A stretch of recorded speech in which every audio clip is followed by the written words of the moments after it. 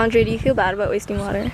I do, honestly. I mean, the whole yellow, let it mellow, brown, flush it down rule, I've been applying that.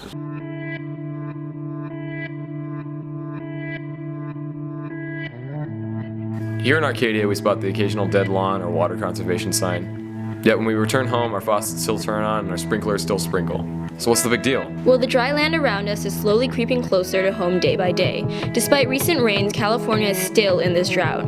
No more than a couple hours from here lies the town of East Porterville, in which the drought has escalated to the point in which families cannot obtain consumable water. Many are relying on a helping hand such as that of the Emmanuel Iglesia Church, where we spoke to the pastor Ramon Hernandez, who runs the church and has provided the community with water relief in a town where water has become a commodity. Back in 2014, around September, October, that's when this really exploded, because all of a sudden it was 100 families without water, then it was 200, then it was 300, and the number was growing. To make matters worse, the water is contaminated with nitrates that appeared as a result of the drought and acidic rain, rendering all groundwater undrinkable. There was 400 different contaminants in our water. So we do not drink that water, There's a lady in the community. She came in one day complaining that her hair was falling because she showers with this very contaminated water.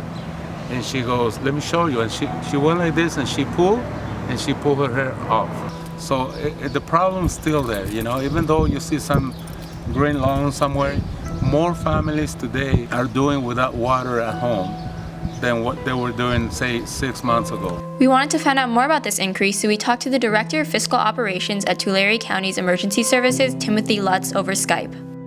Where we'll really start to see whether the weather this last winter had any type of an impact is once we start to get into those late May into July month. Once that heat starts to creep back up and water starts to evaporate, then we'll really get a better picture. We are now entering year 5 of this drought, and over 71% of the state is experiencing extreme drought conditions and 46% is experiencing exceptional drought, the most severe drought category. 2011 through 2014 was a period said to be the driest on record in about 1,200 years in California. Our reliance on the snowpack, and especially on groundwater, has led to a statewide water crisis. While we might not feel it as much here, California is the most populous state in the U.S. and is also a major supplier of the world's food. Catch us next week when we take you to East Porterville.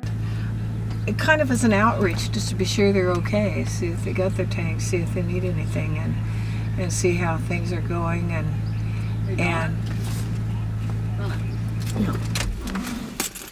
hang on. Hi. Hey, can I get some water? You sure can. Okay.